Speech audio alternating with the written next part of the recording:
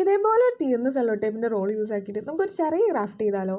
എന്ന് എഴുതി തീരാത്ത ടേപ്പ് പോയി തുറന്നു പൊളിച്ചെടുത്ത് ക്രാഫ്റ്റ് ഒന്നും ചെയ്യാൻ നിൽക്കരുത്. ആദ്യം ഒരു എം ടി റോൾ എടുത്ത് ഒരു A4 ഷീറ്റ് യൂസ് ആക്കി കവർ ചെയ്യുക.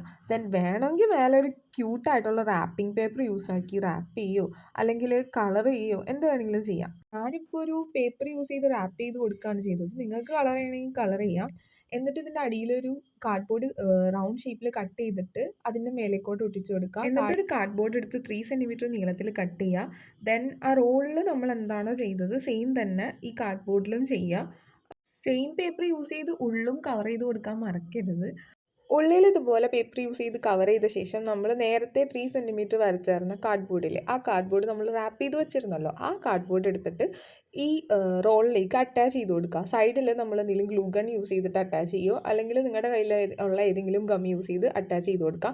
എന്നിട്ട് നിങ്ങൾക്ക് ഏതെങ്കിലും ഫേവറേറ്റ് ആയിട്ടുള്ള ക്യാരക്ടേഴ്സ് വല്ലതുണ്ടെങ്കിൽ അല്ലെങ്കിൽ നിങ്ങളുടെ കയ്യിൽ എന്തെങ്കിലും സ്റ്റിക്കേഴ്സ് എന്തെങ്കിലും ഉണ്ടെങ്കിൽ അത് കട്ട് ചെയ്ത് ഒട്ടിച്ചാൽ മതി. ഞാനിപ്പോൾ ഇവിടെ എൻ്റെ കയ്യിൽ ഞാനൊരു മെലഡീനെ ഡ്രോ ചെയ്തിട്ട് അതിനെ ഒട്ടിക്കുകയാണ് ചെയ്തത്. അങ്ങനെ മേലിലും താഴെയിലും ഒട്ടിച്ച് കൊടുക്കുമ്പോഴത്തേക്കും സംഭവം റെഡി ആയിട്ടുണ്ട്. ഇപ്പോൾ ഒരു ഓർഗനൈസറോ അല്ലെങ്കിൽ ഡെസ്ക് ഡേക്കറോ എന്താണെന്ന് വെച്ചാൽ വിളിക്കാം, അങ്ങനെ ഒരു സംഭവം സെറ്റായിട്ടുണ്ട്. അപ്പോൾ നിങ്ങൾക്ക് ഇഷ്ടപ്പെടുകയാണെങ്കിൽ ലൈക്ക് ചെയ്യുക, സബ്സ്ക്രൈബ്